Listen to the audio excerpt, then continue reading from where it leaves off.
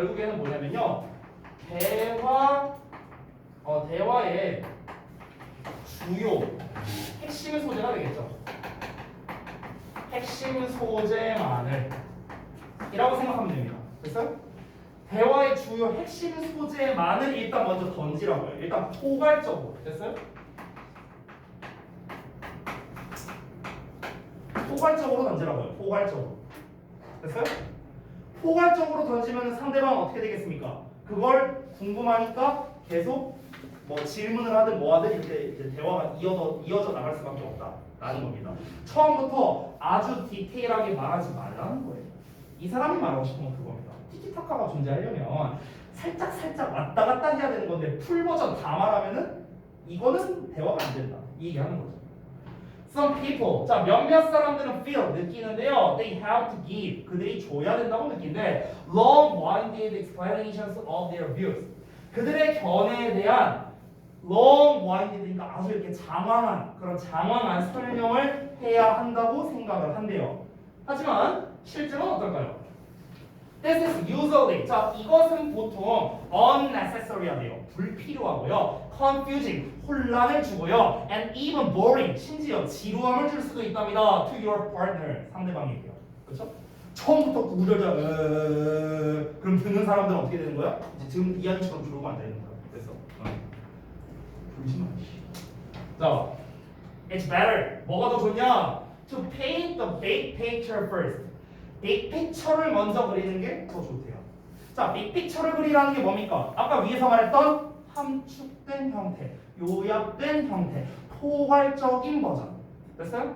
제가 그래서 오늘 나눠드린 유의어에 방금 전에 말한 단어들을 다 써놨습니다. 포괄적인, comprehensive라는 말, 이런 단어 다 써놨거든요. 참고하시고요.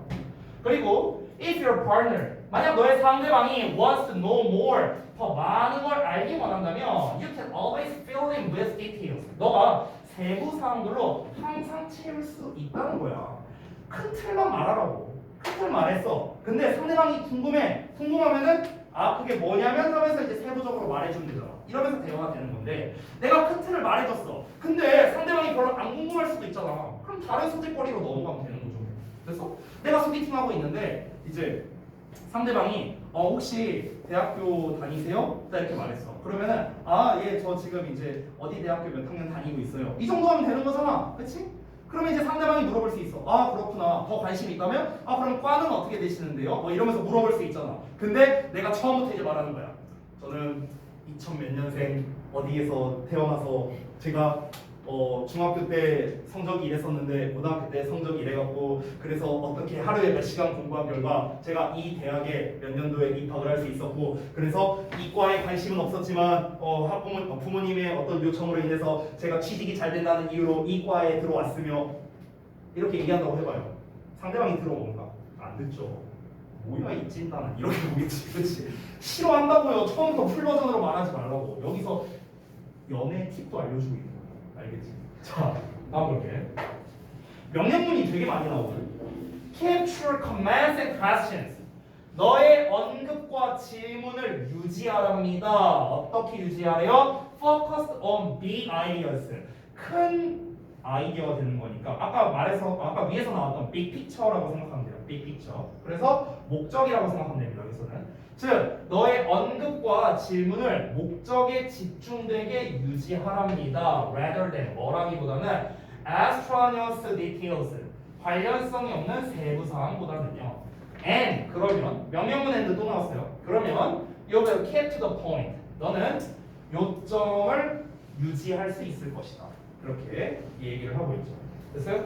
자 마지막 문장입니다. This way 이런 식으로 You won't confuse or bore your listener. 너는 너의 듣는 사람, 즉 상대방을요 혼란을 주거나 지루하게 하지 않을 것이다 하고 마무리가 됐습니다. 결국에 이 글에서 말한 건 뭐냐? 효과적인 대화 방법에 대해서 이야기를 한 거야. 대화 방법. 근데 여기에서 아까 첫 문장에서 뭐라고 했냐면요. 잠깐 첫 문장으로 돌아가 보세요. 얘들아, 첫 문장에서 잠깐만 보자. 대화가 잘 이루어지려면은 어떻게 해야 된다고 했습니까? 어떻게 해야 된다? 잘 들어야 될 뿐만 아니라 잘 말해야 된다라고도 말했어요. 그럼 내가 여기 첫 문장에서 질문을 할게요. 여러분, 첫 문장만 봤다고 했을 때 이 글쓴이는 듣기와 말하기 어디에 초점을 맞췄을까요? 말하기에 초점을 맞춘 거예요. 우리는 뒷내용을 안 봐도 알 수 있어요. 왜 그런 줄 알아요? 뿐만 아니라라는 말이 여기 붙었습니다. 됐어? 우리가 흔히 뭐뭐뿐만 아니라 뭐뭐 또한 할 때 not only A의 버돌 소리를 쓰잖아요. 그렇죠? 그럼 너네가 중2 때 배우는 건 뭐냐면요, 그냥 A뿐만 아니라 B 또한이다, 뭐 둘이 병렬 구조다, 뭐 얘 생략된다, 뭐 이런 거 배우거든요. 자, 이게 중요한 게 아니고요. not only 버돌 소리에서 중요한 건 뭐냐면 B 내용이 중요하다는 거거든요. 이게 핵심적인 거예요. 그러니까 A뿐만 아니라 B도 그렇다라는 거야. 예를 들어서 너가 만약에 이렇게 말해볼게요. 만약에 뭐 연우뿐만 아니라 건애도 잘생겼어 이렇게 말했어. 그럼 내가 여기서 강조하고 싶은 건 연우가 아니라고요. 됐어요? 그러니까 이렇게 말하면 어떤 느낌이 들어요? 연우는 원래 잘생겼는데 건애는 평상시에 그렇게 잘생겼다고 생각 안 하지. 아니 그래도 제 정도면 잘생긴 거야. 이런 느낌이라고요. 이해되죠? 그러니까 나돌리 버덜스 B 하면 뭐야? B를 강조하고 싶다는 거예요. 이 나돌리 버덜스 B를 바꾼 게 뭐냐? B as well as A가 되는 거잖아. 그렇죠? 똑같은 표현이거든. 그러면 듣는 것뿐만 아니라 말하는 것도 중요해 라고 말했으니까 말하기에 대해서 강조를 한다는 거야. 그래서 처음부터 끝까지 전부 다 뭐냐? 말하기에 대한 이야기가 나온 거야. 이 글은요. 그래서 효과적인 대화 방법에서 물론 중요한 건 뭐냐면 둘 다 잘해야 된다고 말했어요. 분명. 둘 다 잘해야 돼. 둘 다 잘해야 되지만 지금 전부 다 말하고 있는 건 뭐냐면요, 말하기에 초점을 맞춰서 이야기를 하고 있는 거죠. 어떻게 해야? 압축하고 포괄적으로 말하라고 이야기를 했습니다. 세부사항보다는. 상대방이 혹시 대학교 다니세요? 아, 네, 대학교 뭐 그냥 다니고 있어요. 그리고 혹시 과가 어디세요? 막 그러면은 저 뭐 영문과 다니고 있어요. 영어 잘하시겠네 하면서 뭐 스페인어도 잘해요. 막 이러면서 막 이런 식으로 그냥 얘기가 이어져 가는 거야. 그럼 되게 짤막짤막하게 여러 번 왔다 갔다 하잖아요. 그렇잖아. 그렇게 해야 대화가 지속 가능하다라는 겁니다. 저도 와이프를 이렇게 꼬셨어요. 되죠? 자, 그래서 적극적으로 듣고 말하되 세부 사항보다는 대화의 목적과 요점에 집중하라라는 겁니다. 이 대화의 주제에서 벗어나지 말라는 거예요. 막 대학교 얘기하고 뭐 하고 있는데 내가 갑자기 니네 부모님 뭐 하냐 막 이러면 안 되잖아요. 그렇죠? 그러니까 이제 그 목적과 요점에 집중하라라고 말하고 있습니다. 대입 확률로 출제하기 괜찮은 것 같습니다. 첫 문장이 주제문이긴 한데요. 주제문만 보고는 글의 전반적인 내용을 절대로 파악할 수 없어요. 왜냐면 핵심적인 게 어디에 나왔냐면 세 번째 줄에 abridged form이라는 거에서 핵심이 나왔거든요. abridged form, 요약된 형태라는 말이 나왔어요. 근데 요약된 형태라는 말만 듣고도 여러분이 파악할 수가 없었습니다. 우리가 뒤에 나와 있는 세부적인 이제 부연 설명을 보고 나서야 결국에는 좀 디테일하게 말하지 말라는 거구나, 좀 이렇게 큼지막하게 얘기하라는 거구나 라는 거를 우리가 뒷내용을 통해 알 수 있었지 주제를 통해서 알 수 있는 게 아니잖아요. 그렇기 때문에 대입 확률로 출제하기 굉장히 좋다라고 볼 수 있겠습니다. 어휘 문제로 출제해도 저는 괜찮다고 생각해요. 어휘 문제, 뭐 내용 일치 문제 다 좋습니다. 출제할 만한 포인트가 많이 있었다. 자, 그러면은 잠시 쉬었다가 이어서 나머지 두 질문 마무리할게요. 쉬는 시간에 수업 시간에 눈 뜨고 졸지 말고 그 얘기 같은 거.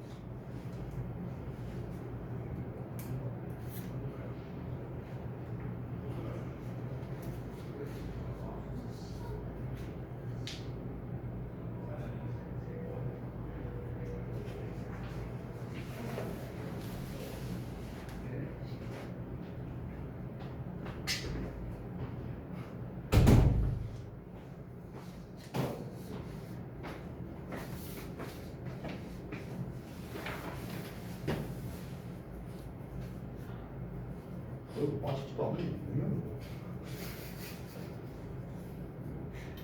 어떻게 된 거야? 바꿔줘.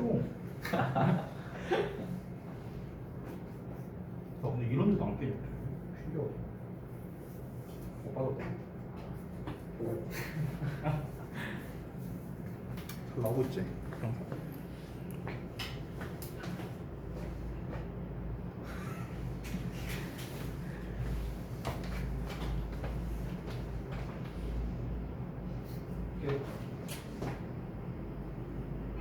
무슨 괜히 줬나? 잘 자는데.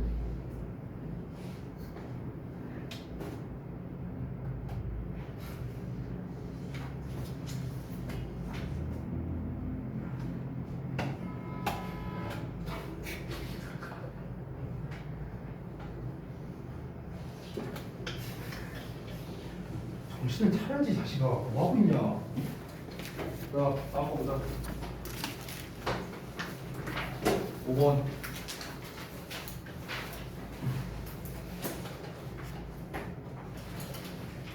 없어졌지 지금. 내가 이걸 빼가는데도 전혀 모르더라. 어?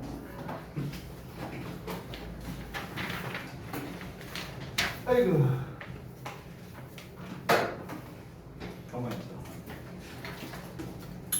지구야. 이거 하도 졸아서 안 되겠다.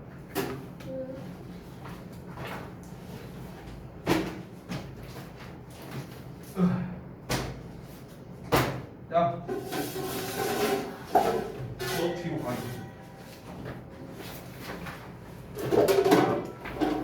치지 마 이거 치면 이 대가리가. 내가 들고 쏘갈게. 자, 다음 거 볼게요. 야, 두 지문밖에 안 남았어. 금방 할게. 자, 보겠습니다. 한 문장부터 볼게요. Most people, 대부분의 사람들이 don't realize it, 그것을 깨닫지 못한답니다. But 그러나 one of the strongest predictors, 가장 강력한 예측 변수 중 하나가 어떤 거의 예측 변수냐? Of how much you like something. 너가 무언가를 얼마나 좋아하는지 또는 누군가를 얼마나 좋아하는지에 대한 가장 강력한 예측 가능 변수 중 하나가 is simply familiarity예요. 친숙함이랍니다. 자, 다시 한번 볼게요.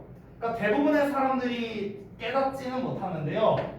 이 어떤 물건 또는 어떤 사람을 얼마나 좋아하는지, 즉 그것에 대한 애정도에 있어서 가장 중요한 요소가 뭐냐? 친숙함이다라고 얘기하고 있습니다. 첫 문장의 주제겠네요. 그럼 이 글에서 제일 중요한 키워드는 뭐겠습니까? familiarity입니다. 친숙함. 됐어? 그래서 제가 유의어에다가 친숙함에 관련된 단어들 다 정리해놨습니다. 꼭 외우셔야겠죠. 자, 그러니까 결국 첫 문장을 통해서 우리가 뭘 할 수 있냐면요. 내가 좋아한다라는 거는요. 어떤 애정을 가진다, 좋아한다, 선호한다라는 거는요. 친숙함에 따라 다르다는 겁니다. 친숙함. 알겠죠? 자, 이어서 볼게요. People just naturally like things. 자, 사람들은 그저 당연하게도 어떤 것들을 좋아하는데요. 어떤 것들이 뭐냐? That they have seen before. 그들이 전에 봤었던 걸 좋아한다고요. 그들이 전에 봤었던 게 뭔데요? 친숙한 거 아니에요? 그죠? 그러니까 익숙한 걸 좋아한다는 거죠. This kind of process, 이런 종류의 과정이 is largely unconscious. 대체로 무의식적이랍니다. 그러니까 자기도 모르게 그런 거예요. 그러니까 사람들이 나는 이게 익숙한 거니까 내가 좋아해. 이게 아니라고요. 이게 아니라 그냥 좋아. 왜 좋은지는 몰라요. 사람들이 잘 몰라. 근데 그 내면에는 사실은 뭡니까? 사실은 무의식적으로 내가 그냥 익숙하니까 좋아한다라는 거죠. So, 그래서 you don't have to be aware of the fact. 너는 사실을 깨달을 필요가 없답니다. 어떤 사실이냐? That you've seen something before in order to like it more. 그것을 더 좋아하기 위해서 전에 너가 어떤 것을 본 적이 있다라는 사실을 알 필요가 없다는 거예요. 그럴 필요가 없어. 왜? 무의식적으로 우리가 그냥 좋아하니까. 그래서 제가 우리 반에서 가장 좋아하는 학생이 누구냐라고 한다면요. 그러면은 이 글의 주장으로 따지면 예진이랑 승우가 되는 거예요. 왜? 가장 오래 봤으니까요. 근데 안타깝게도 저는 이 글에는 동의하지 않았어요. 네. 농담이에요. 넘어갈게요. 자, for instance, 예를 들어서 in one study 한 연구에서 researchers varied the number of times. 연구자들이 횟수를 다양화했대요. 어떤 횟수냐면 a particular student 어떤 한 특정한 학생이 attended 참석했는데 different lecture courses as a visitor. 그러니까 방문자로서 어떤 그 강의 과정, 다양한 강의 과정에 참석한 거를 횟수를 다양화했답니다. 그러니까 쉽게 말해서 어떤 한 학생을 이제 여러 강좌에다가 이렇게 넣었나 보죠. 여기 한번 들어가 봐라, 들어가 봐라. 약간 도감하는 것 마냥 이렇게 넣었나 보죠. At the end of the semester, 자 학기 말에, 그러니까 한 학기 동안 들어간 거야. 한 학기 동안. 자 학기 말에 the students in the different classes, 자 다른 수업에 있었던 학생들이 were shown 받았답니다. 보여졌답니다. A picture of the visitor. 그 방문객의 사진이 보여졌대요. 이렇게 이제 사진 보여준 거야. 이 사람 한번 사진 봐봐라. 그리고 were asked 질문을 받았답니다. How likable the person seemed. 그 사람이 얼마나 likeable한지. 그러니까 likeable이라는 건 뭔가 좀 이렇게 좀 애착이 가는, 애정이 가는 뭐 이 정도로 보면 되겠죠. 그래서 얼마나 애정이 가는 것처럼 보이는지 질문을 받았답니다. 자, 근데 상황을 좀 더 보자면요. 학생들은 그녀를 어떻게 평가했냐면 as a significantly more likable. 그러니까 상당히 더 호감 가는 걸로 평가를 했대요. 그럼 아는 사이여서 그런 건가? 라고 했을 때 뒷내용을 보자면 when she attended their class only 5 or fewer times예요. 그러니까 그녀가 그 수업을 그냥 겨우 한 5번? 뭐 그 정도? 그냥 그 정도의 참석을 했는데도 불구하고 되게 좋게 평가를 했다는 거야. 되게 호감 가는 인상이네요. 이렇게 평가를 했대요. Even though 비록 뭐 할지라도 none of the students 그 학생들 중 아무도 의식적으로 떠올리지 않았대요. Ever having seen her in class. 자 여기 잠깐 보면 having seen이라고 나와 있지, 그렇죠? 여기 record는 과거잖아, 그렇지? 근데 having pp 나와 있지. 그럼 얘 무슨 시제야? 대과거 시제. 됐어요? 대과거 시제. 자 그러면은 수업에서 이제껏 그녀를 봤었던 것. 됐어? 이렇게 해석하는 거야. 봤었던 것. 그러니까 봤었다고 해상을 해내지 못했다고요. 아무도요. 됐어? 그런데도 불구하고 좀 호감이 가네요. 왠지 이렇게 얘기를 했답니다. 됐나요? 내가 여기에 우리 반에다가 예를 들어서 첩자 한 명을 씌워놨어. 첩자라고 하긴 좀 그렇고요. 타학교 학생 한 명이 있다고 쳐보자. 그럼 여러분 아는 사이가 아니에요. 아무도 몰라. 그냥 수업만 같이 들은 거야. 근데 이제 우리가 이제 한 10대 명밖에 없으니까 그렇다 치지만 대학교 강의에서라고 한번 쳐볼게요. 자, 우리가 이번에 10명이 아니라 우리 반에 한 50명이 있다고 쳐볼게요. 한 50명이 있어. 그러면은 이 50명 중에서 우리가 다 이제 뭐 몇 명은 아는 사이일 수도 있지만 전원이 다 아는 사이일 리는 없잖아요. 어떤 한 명이 있어. 이 한 명은 나머지 49명이 어떤 한 명은 나머지 49명이 얘를 아무도 몰라요. 아무도 몰라. 그냥 오며 가며 얼굴 정도는 봤겠죠. 그냥 수업에 그냥 듣고 있구나. 그냥 아무 생각 없는 거야. 내 수업하기도 바쁜데. 근데 이제 이 사람의 사진을 딱 보여주니까 왠지 좀 친근하네요. 좀 이렇게 좀 호감이 가네요. 이렇게 표현을 한 겁니다. 자, 아까 위에서 뭐라고 했죠? 사람이 어떤 애정을 갖게 되는 거는 뭐다? 익숙함 때문이다라고 했거든. 익숙함? 뭔가 자주 보다 보니까 익숙함이 들게 된 거야. 나도 모르게 그게 들게 된 거야. 그러니까 호감이 간다라고 표현을 한 거겠죠. 됐나요? 자, 그래서 내용이 끝났는데요. 정리하자면 결국에 사람들은요 무의식적으로 익숙해질수록 상대방에 대한 호감도가 더 커지게 된다라는 걸 알 수가 있는 겁니다. 이거는요 우리 학원에서 매번마다 보이는 현상입니다. 매번마다. 제가 이제 그 시간표 짜는 거 아시죠? 모르시는 분들도 있을 텐데 그 학원 시간표, 내신 시간표 그리고 각 반 배정 다 제가 합니다. 제가 하는데 이거를 이제 좀 어느 정도 다닌 학생들은 알아요. 제가 시간표 짜고 반 배정하고 이걸 다 알아요. 그러니까 가끔씩 청탁이 들어옵니다. 학생들한테 청탁이 들어와요. 저한테 이게 와요. 교무실 똑똑하고 이게 이제 반 배정하는 시즌에 와갖고 의쌤 저 드릴 말씀이 있는데요. 막 이래요. 뭔데? 그러니까 잠시 나가서 그래? 그래갖고 이제 나가. 그래서 막 여기 교실 같은데 이런 데 와갖고 쌤 저 혹시 이번에 그 정규 시간표 언제 나와요? 막 물어봐. 그래갖고 뭐 한 3주, 2, 3주 뒤에 나오는데 왜? 이러니까 쌤 저 그럼 혹시 이번에 선우쌤반에 넣어주시면 안 돼요? 막 이래. 왜? 그래갖고 아 제가 이제 선우쌤이랑 수업하는 게 좋아서요. 막 이렇게 이제 얘기를 해요 얘가. 그러면은 얘는 선우쌤이랑 오래 한 친구야. 보면은 내신 대비도 많이 했고 정규 수업 때도 많이 했었어. 그러면 결국에 이 친구가 선우쌤을 좋아하는 이유는 뭘까요? 친숙함 때문에 그런 거죠. 친숙함. 됐나요? 그런 거라고. 우리 학원에서도 매번 벌어지는 일이에요. 근데 이게 100% 벌어지진 않더라고요. 예. 저 같은 경우는 딱히 그런 게 없었습니다. 쌤이랑은 별로 안 하고 싶어요. 쌤네 반 말고 딴 반에 넣어주면 안 돼요? 이런 청탁은 좀 몇 번 받아봤습니다. 그래서 우리 반에서 안 할 거면은 학원을 내보낼 줄게. 뭐 이런 정도로 있어요. 네. 자, 농담이고. 그래서 내용 자체는 굉장히 쉬웠습니다. 익숙할수록 호감이 갈 수밖에 없다. 너무나 당연한 내용이었다. 자, 다음 넘어가서 마지막입니다. 6번 질문 보겠습니다. 이거 하면 우리 진도 다 끝납니다. 네. 근데 여러분 진도 끝난다고 좋아할 게 아니죠. 진도가 끝난 건 저고요. 니네는 끝난 게 아닙니다. 니네는 끝난 게 아닙니다. 이제 시작이에요. 자, 6번 보겠습니다. 브랜드는 can be associated with. 자, can be associated with 이렇게 짝이에요. as well as 보여요? 아까 했었죠? 뭐뭐뿐만 아니라. 그럼 얘뿐만 아니라 얘와도 관련성이 있을 수 있다. 됐어? 이렇게 해석하면 돼. 자, 그럼 뒤에 거 먼저 해석할게. 얘뿐만 아니라 얘와도 관련성이 있을 수 있다. 뒤에 거 먼저 보면 negative emotions.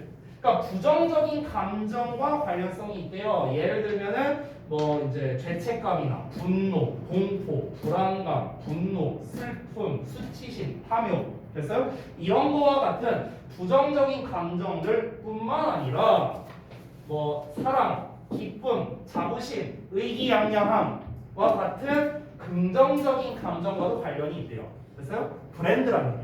브랜드는 결국 쉽게 말하면 뭡니까? 브랜드라는 거는 감정과 관련이 있다는 겁니다. 됐죠?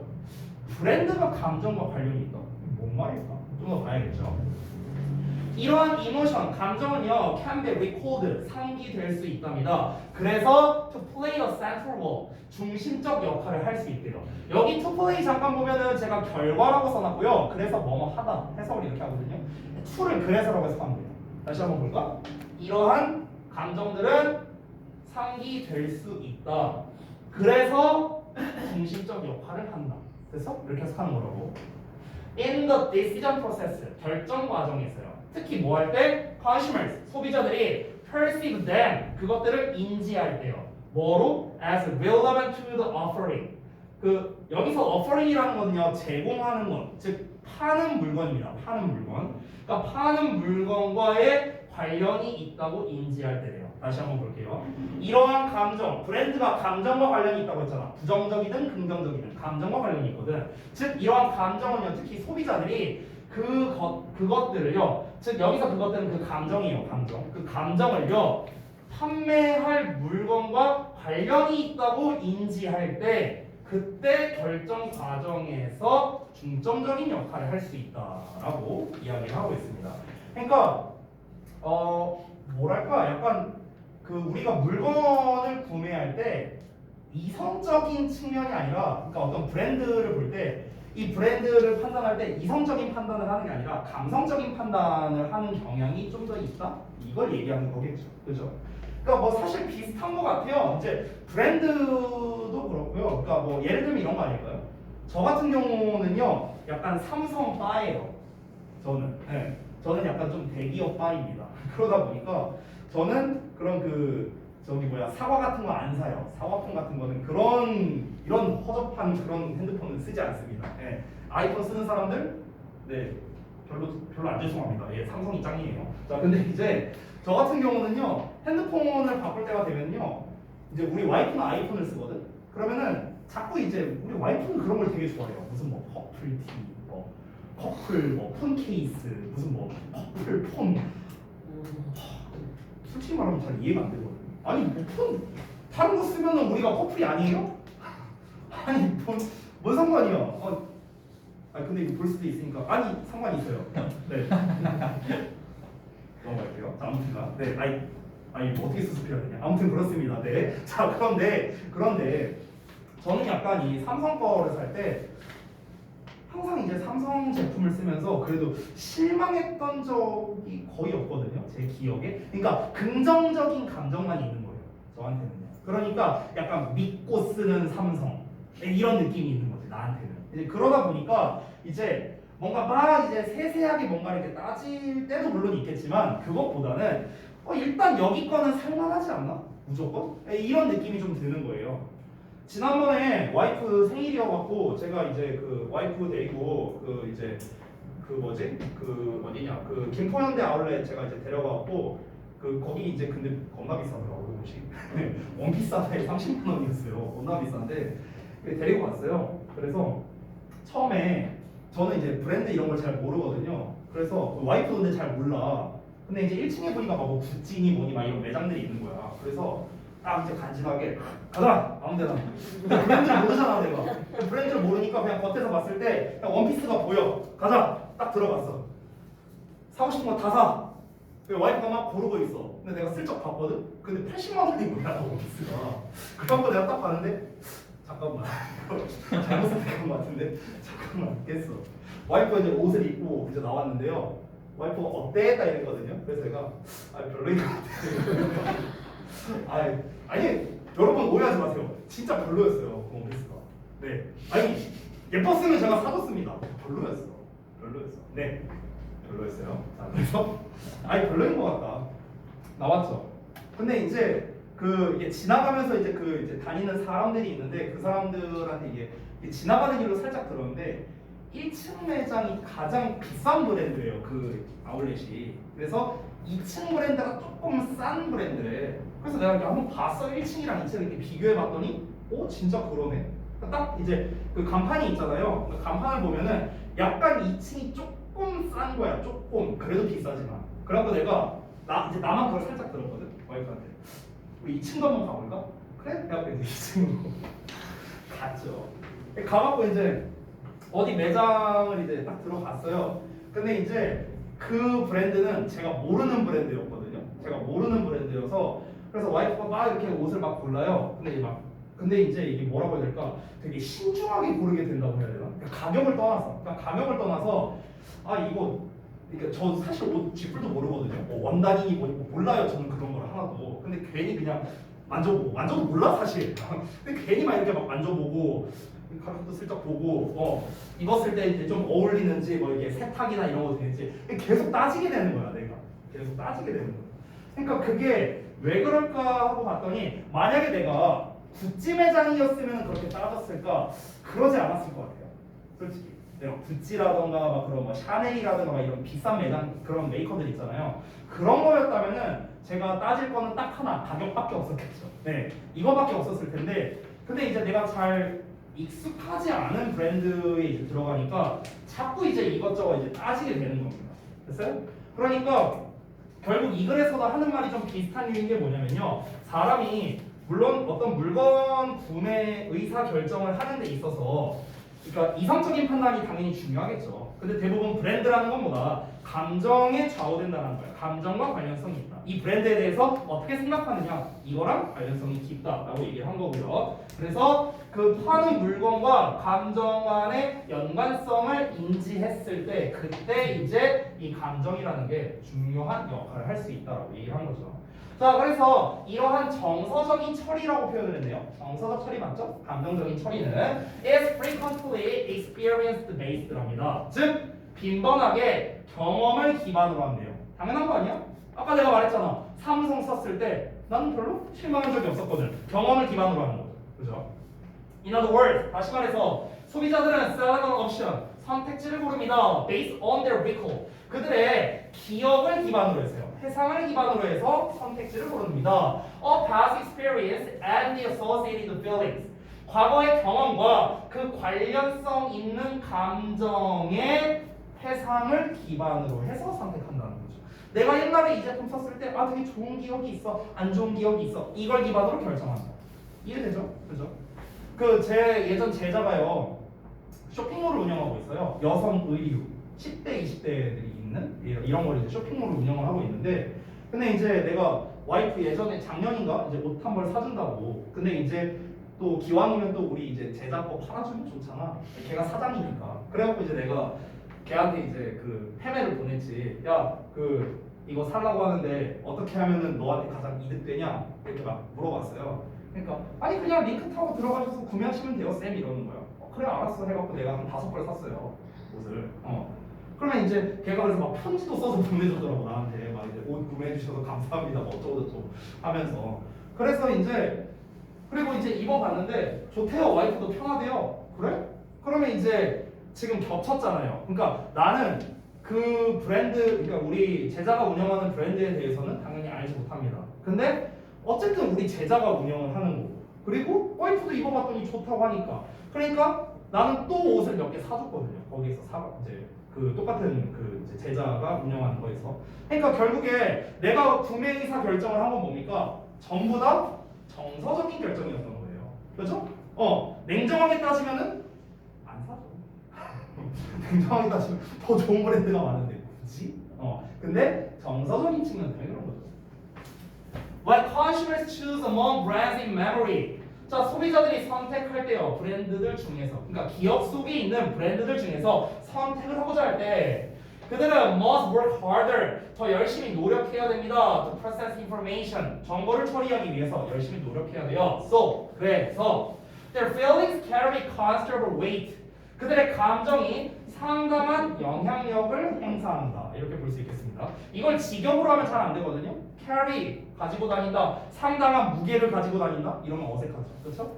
이 weight를 무게라고 하지 말고요, 중점 사항이라고 생각하세요. 중점 사항, 알겠죠? 그러니까 상당한 중점 사항을 가지고 다닌다는 거는요, 상당한 영향력을 지니고 다닌다, 이 정도로 볼 수 있겠습니다. 그래서 다시 한번 정리하자면 이 내용, 브랜드를 선택할 때 내 기억 속, 내 과거의 경험을 기반으로 해서 브랜드를 선택할 때 뭐야? 정보를 처리해야 돼요. 정보를 처리한다면 뭐야? 과거에 어땠었지? 내가 어떤 감정을 가지고 있지? 이 회상을 하려면 정보를 처리해야 될 거 아니야? 이걸 하기 위해서 노력을 해야 되고, 따라서 감정이 상당한 영향력을 끼친다는 거죠. 냉정하게 따지는 데 있어서는 빡세다는 겁니다. 왜냐면은 우리가 그 브랜드가 한두 개가 아닌데 그 하나에 대해서 우리가 정확한 정보를 처리한다는 건 사실 너무나도 힘든 일이잖아요. 그렇잖아. 그러니까 우리는 감정에 의존할 수밖에 없게 된다는 거예요. 그래서 내가 이거 쓸 때 좋은 기억이 있나? 이렇게, 그러니까 좋은 기억이 있나? 나쁜 기억이 있나? 감정이 아무래도 더 큰 영향력을 발휘할 수밖에 없다라고 얘기를 하는 거죠. 자, 근데 마지막 문장에 in contrast가 나왔네요. 이와 대조적으로라고 했습니다. 그러면 여러분, 뒷내용은 충분히 예상이 가능합니다. 앞내용은 뭐였어요? 구매 의사 결정에 있어서 뭐가 들어가는 거야? 정서적인 부분이 들어가는 거였어, 지금까지는. 근데 여기에서 in contrast라 했으니까 이 내용은 뭐가 나오겠습니까? 이번에는 이성적 판단에 대한 얘기가 나오겠죠. When they choose among brands, 그들이 브랜드 중에서 선택할 때요, 뭘 기반으로? 정보를 기반으로. 어떤 정보냐? 광고라던가 다른 외부적인 자극의 정보를 기반으로 해서 브랜드 중에 선택하고자 할 때. 그럼 결국에 이거는 뭘 말하는 걸까요? 이거는 감정적인 게